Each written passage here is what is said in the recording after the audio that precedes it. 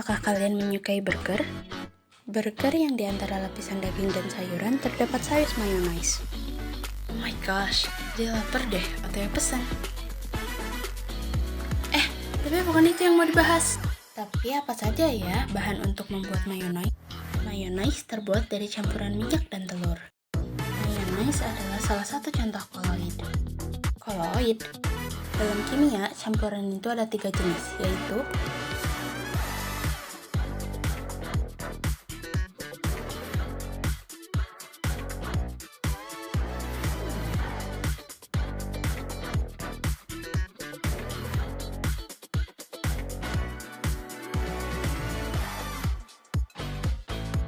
koloid adalah suatu bentuk campuran yang keadaannya antara larutan dan suspensi, atau dapat juga diartikan sebagai suatu sistem dispersi yang ukuran partikelnya lebih besar dari larutan tetapi lebih kecil dari suspensi.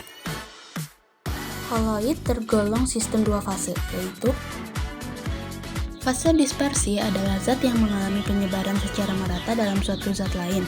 Zat yang didispersikan bersifat diskontinu atau terputus-putus. Medium pendispersi adalah zat yang menyebabkan terjadinya penyebaran secara merata. Zat yang menjadi medium untuk dispersi bersifat kontinu atau berkelanjutan. Koloid tergolong campuran heterogen walau tampak homogen secara makroskopis, karena perbedaan partikel kedua fase masih dapat diamati secara mikroskopis. Bagaimana cara kita tahu bahwa suatu campuran merupakan campuran koloid? Cirinya adalah 1. Dispersi koloid. 2. Sifat campuran homogen secara makroskopis, namun heterogen secara mikroskopis. 3. Partikel berdimensi antara 1-100 nm. 4. Sistem 2 fase dan relatif stabil. 5. Tidak dapat disaring kecuali menggunakan penyaring ultra. Koloid juga mempunyai sifat-sifat yang khas, yaitu 1. Efek Tyndall. Efek penghamburan cahaya oleh partikel koloid. Ketika ada berkas cahaya diarahkan ke larutan, cahaya tersebut akan diteruskan, sehingga kita tidak bisa melihatnya. Hal ini dikarenakan larutan bersifat homogen. Tapi ketika berkas cahaya diarahkan ke koloid dan suspensi, berkas cahaya akan dihamburkan sehingga jejaknya dapat terlihat. 2. Adsorpsi. Peristiwa menempelnya partikel bermuatan pada permukaan koloid. Adsorpsi terjadi karena adanya kemampuan partikel koloid untuk menarik atau ditempeli oleh partikel-partikel kecil. Kemampuan untuk menarik ini disebabkan karena adanya tegangan permukaan koloid yang cukup tinggi. 3. Koagulasi. Proses rusaknya sistem koloid yang ditandai dengan proses penggumpalan akibat terbentuknya partikel-partikel yang lebih besar ukurannya daripada ukuran koloid.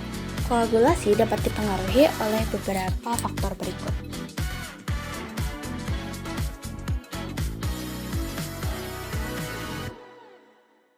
4.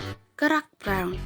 Secara mikroskopis, partikel-partikel koloid akan bergerak secara acak dengan jalur patah-patah dalam medium pendispersi. Gerakan ini disebabkan karena adanya tumbukan antara partikel koloid dengan medium pendispersi.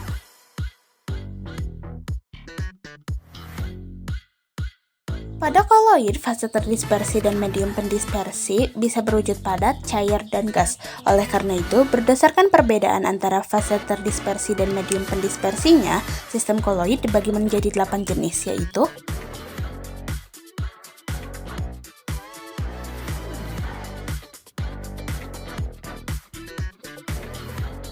sol padat terbentuk karena pengaruh tekanan dan suhu, sehingga menghasilkan padatan yang kokoh dan keras.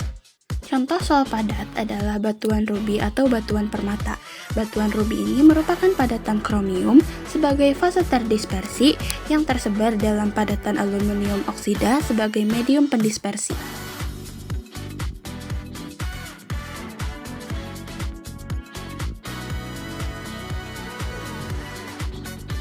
Sol tidak mudah berubah sifatnya, jadi bedanya sol dengan sol padat itu terletak di medium pendispersinya. Contoh jenis sistem koloid berupa sol adalah cat tembok. Cat tembok terdiri dari banyak jenis padatan, diantaranya kalsium karbonat, kaolin, dan sebagainya. Zat padat inilah yang mengalami penyebaran dalam medium cair yang berupa air.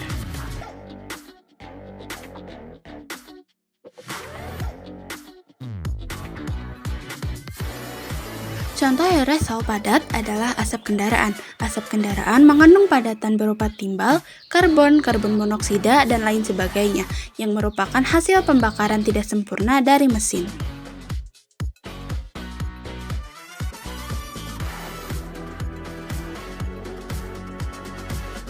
Bedanya aerosol dengan aerosol padat terletak pada fase terdispersinya.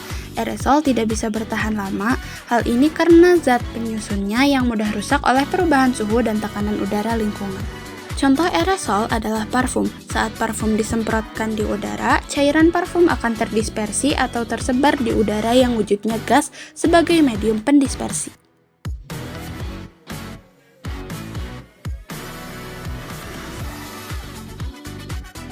Contoh emulsi padat adalah agar-agar. Agar-agar terbuat dari air yang dicampur dengan bubuk agar-agar. Pada saat bubuk agar-agar dipanaskan dalam air, serat dari agar-agar akan bergerak bebas. Saat proses pendinginan, serat tersebut akan saling merapat dan memadat. Jadi, pada agar-agar itu, partikel-partikel air terdispersi atau tersebar dalam partikel agar-agar.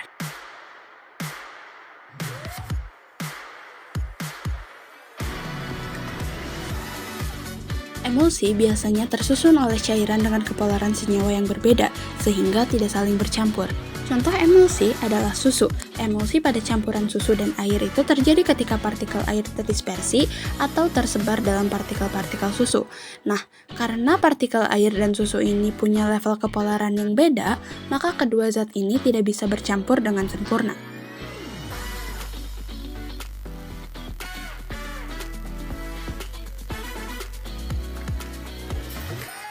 Buih bisa juga disebut gas yang terdispersi di dalam cairan.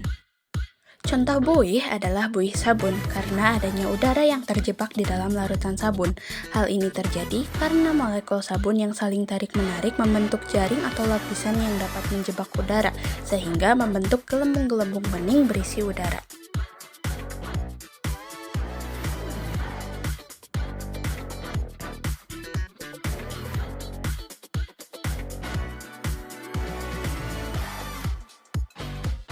Contoh buih padat adalah spons. Jika dilihat, spons itu merupakan sebuah padatan, tapi ketika ditekan ternyata isinya udara. Itu tandanya partikel-partikel udara atau gasnya tersebar dalam medium padat.